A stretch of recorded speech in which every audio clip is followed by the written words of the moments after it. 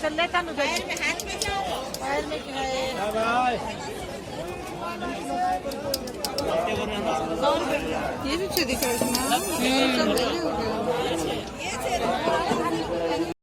इनकी बेटी का फोन झुमका है दरवाजा माल लगा खता है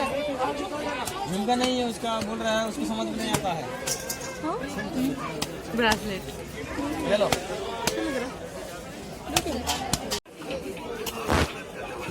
हमें देखिए